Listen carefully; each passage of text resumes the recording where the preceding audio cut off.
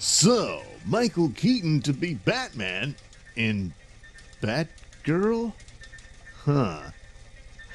Well, this isn't a rumor. It's confirmed he will be in the HBO Max Batgirl film, which will star Leslie Grace as Barbara Gordon and J.K. Simmons as returning as Commissioner Gordon. He was the Commissioner Gordon in Justice League. Both versions, but of course I only count the Snyder cut version. So, so this is a bizarre set of events. It had been rumored about him showing up.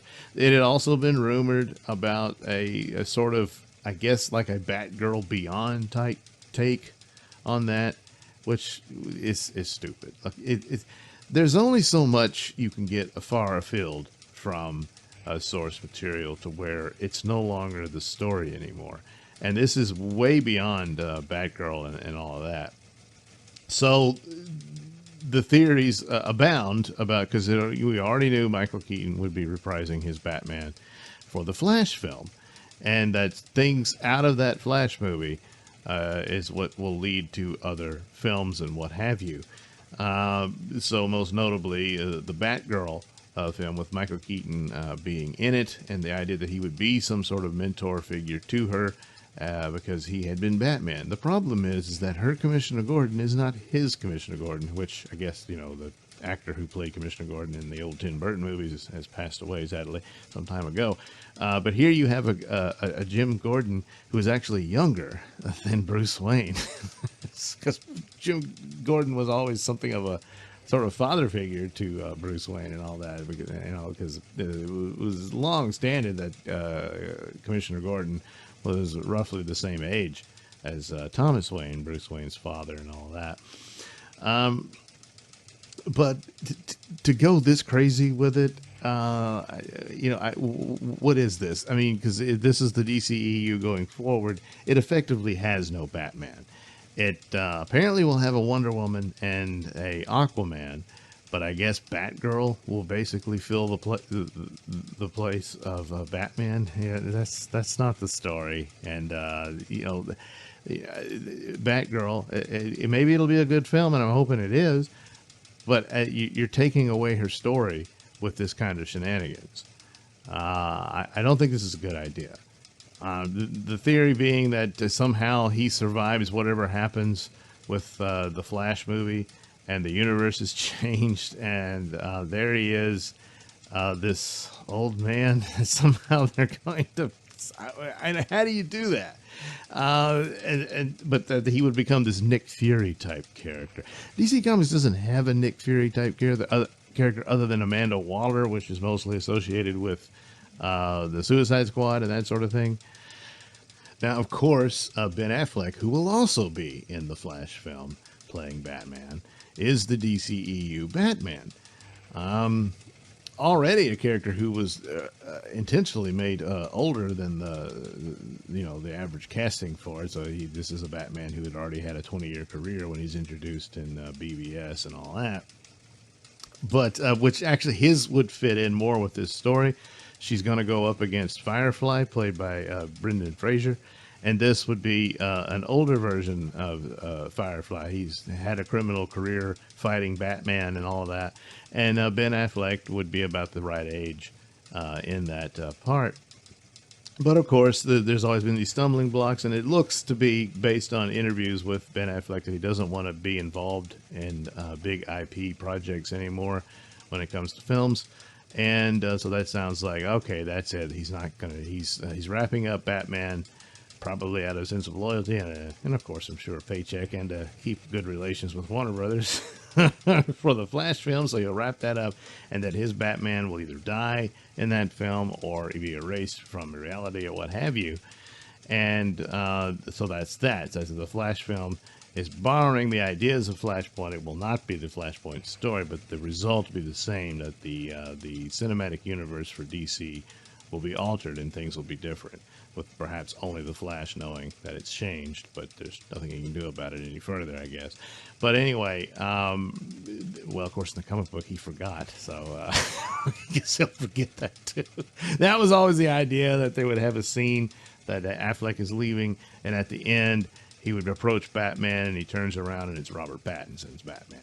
Well, apparently Robert Pattinson's Batman is locked off from any shared universe type thing, unless they're doing one within what Matt Reeves is doing. But as far as DCEU, it will not have any part of it. So that crosses him off. So with Ben Affleck not wanting to do it, I guess is the going theory now,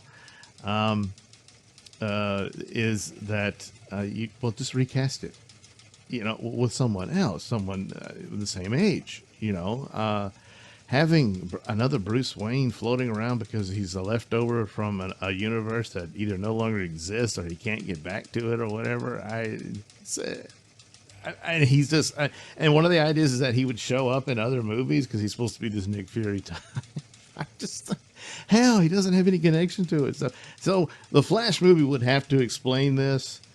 But the idea that he replaces Ben Affleck completely to where the Tim Burton Batman films are now a part of the DCEU, and so he was always Batman, and then suddenly you have Superman and everybody else in the 2000s.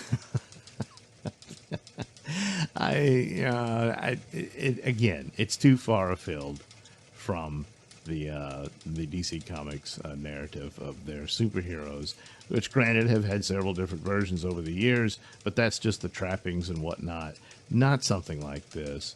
The other theory was that there would be two Batman, and that I don't know, Michael Keaton becomes Uncle Bruce.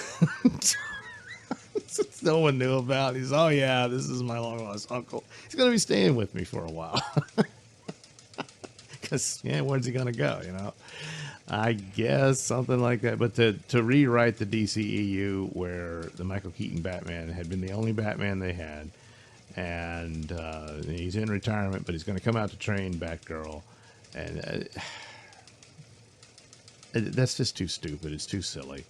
The best thing, the no-brainer, would have been, so you go ahead and do the Flash movie with Michael Keaton in there, and that's all cool and stuff, but that they go ahead and do a Batman Beyond movie. And Michael Keaton could totally play that role. And you could fit it in, say that, yeah, that's the ultimate outcome of the Tim Burton Batman. He later on he develops this suit, but he's too old to use it. And then this kid comes along, Terry McGinnis, and he trains him and all that. And there you go. There's your Batman Beyond story. So they've got a lot of explaining to do to make this work. Just on the face of it, I think it's a bad idea. The Batgirl film in and of itself, just being a Batgirl film, I was mostly fine with it.